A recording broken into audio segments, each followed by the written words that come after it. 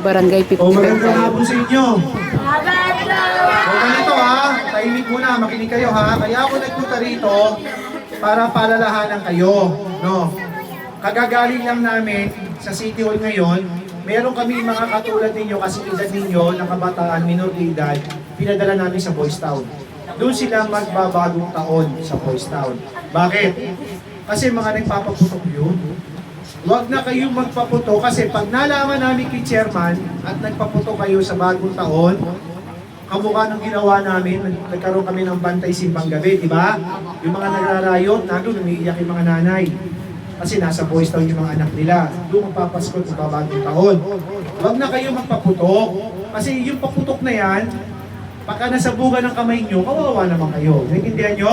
Kawawa din yung magulang ninyo. Pag napunta kayo ng Boys Town, hindi po pwede tigas ng ulo nyo ron. Magtatagal kayo doon. Aabutin kayo ng taon doon. Iwasan nyo na magpaputok. Ha? Gusto ni Yorme, after ng bagong taon, ligtas kayo, buo yung kamay ninyo, kaya hanggat maaari, huwag na kayo magpaputok. Kasi karamihan sa mga na-aksidente, tsaka nasa emergency room mga kabataan, intindihan ninyo? Kaya iwasan nyo na.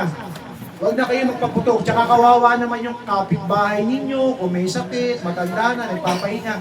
Iwasan ninyo. Sa barangay, maki-announce na lang po. Tapos pagka meron po kayo kung sakali, may nagreklamo, paputok sila. Antimano, yung kabataan, yung nagreklamo, gather ninyo.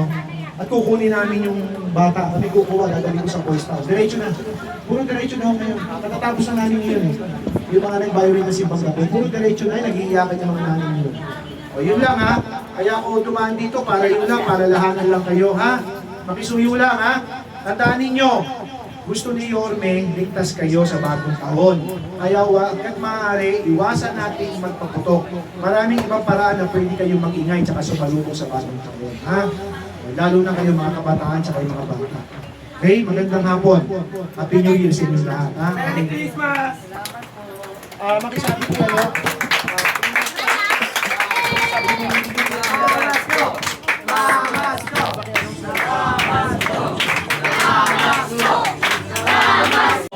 Iwasan natin ang mga paputok Hindi na ako na ng para hindi po tayo Oo, inako na ng DCRH sa barangay, nakita sa taas. Di ba nag-viral eh.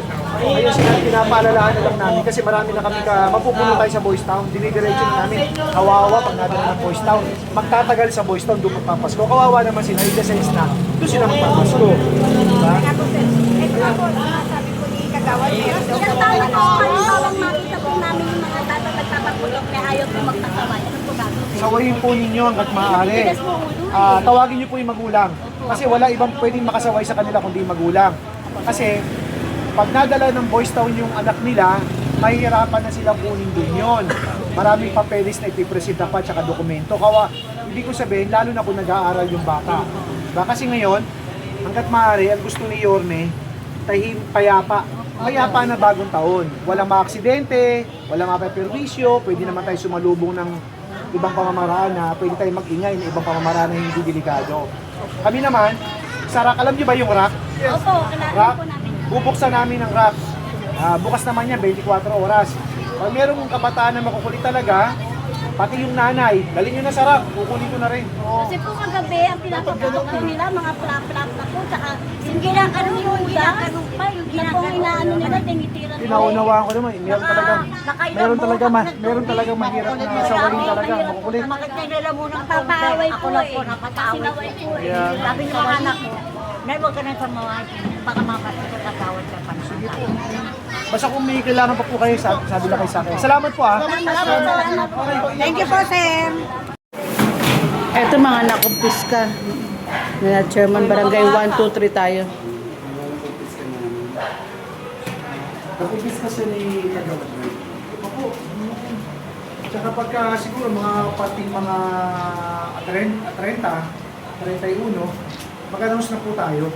Nakakaiwas pa po lalo yung mga bata. Ngayon ganito, Chairman, kung meron talaga makukulit talaga. Yung makukulit na pasaway, paputok. Minsan ginagamit yun, malalakas pa yun, paputok, malalakas na paputok. Pagka nakuha ninyo, pati manggulang makulit, dali nyo sa akin sa rack, sa may likod ng Barangay Bureau, didiretso na natin ng Boys Town. dadali ko na sa Boys Town.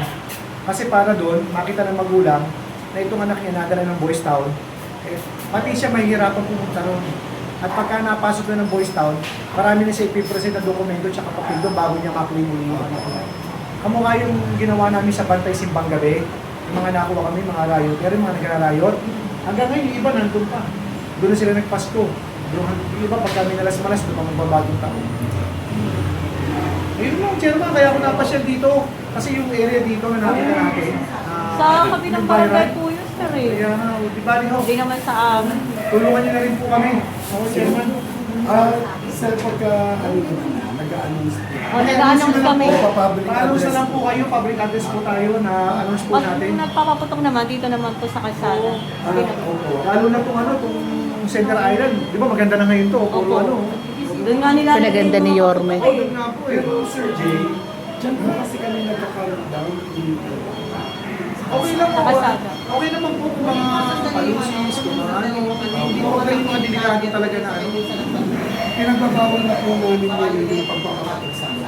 Oo. Ng mga iskilip. Kasi pag may mga, lalo na kung may mga senior citizen, nagpapahinga, natutulog, may sakit. Kausok. Tapos yung usok. Pangalawa, yung mga nagtatrabaho, kinabukasan. Baka napipirmi siya, wawa. Yung sa atin, ano yung motor na eh. Ano na yun? Yung ingay. Tsaka magkano naman po yan?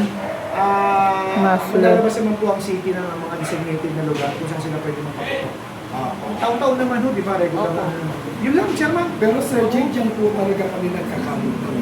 Okay lang. Meron nag-rubing naman po bago mag-alas 12.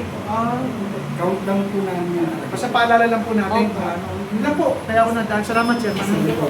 Salamat, Chairman. Kaya masagi pa yan. Dahil mong baril, ha? Oo, pasagin nyo na. Sirahin nyo na yan. Meron pa, marami pa yan. Nakaka-aksidente po. Ano, Sir Jay? Jay. Pinapatapag ko lang po yung mga parents niyo. O, tama po. Kung sabihin yung mga magulang, Bago namin basahin. o, tama po yun. Sige po. Salamat sa iyo, ha? Yung guest po, ito pinayos ni Yorme, yung Center Island, lahat pinaganda to. Ngayon, yung mga ibang kabataan, dito nagpapaputok. Siyempre masisira yung halaman eh, masisira at saka yung ano. Kaya nakiusap tayo sa mga sa mga barangay official na pagsabihan at saka mag-anunsyo na huwag magpaputok sa Center Island. Sayang yung mga halaman eh. Tsaka yung pintura napakaganda na, maayos na eh. Ito po, Center Island dito sa may Moriones na pinaganda ng ating buting Yorme Mayor Isko Moreno.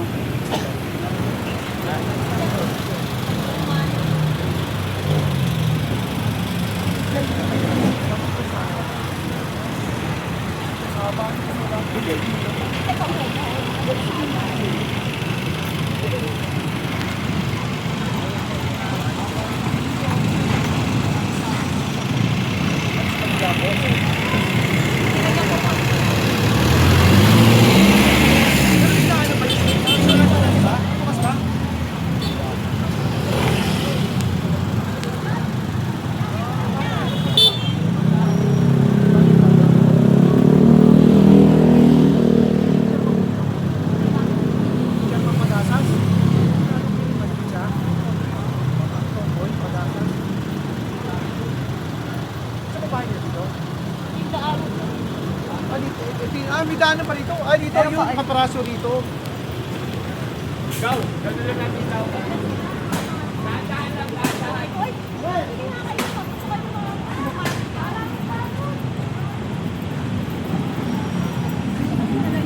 Tinitignan ko itong mga ano, kung may mga ano eh. Oops.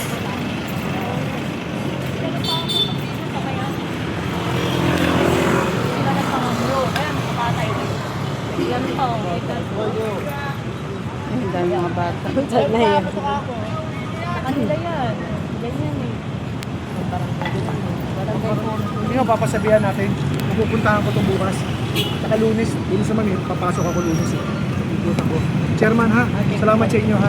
Okay, opo. Talagang hindi nagpapahinga ang ating direktor ng MDSW. Direktor, sa mga gusto pong magsumbong nga po, saan po kayo pwedeng matawagan o ma-reach out? Doon sa mga may reklamo na gustong magsumbong, meron po tayong Manila Department of Social Welfare na page, no? Sa Facebook, meron po tayong Facebook na Manila Department of Social Welfare. Pwede po kayo doon. At meron din po tayong mga district office sa bawat distrito. pwede rin po kayong dumirekta at makapagsumbong doon. Salamat po.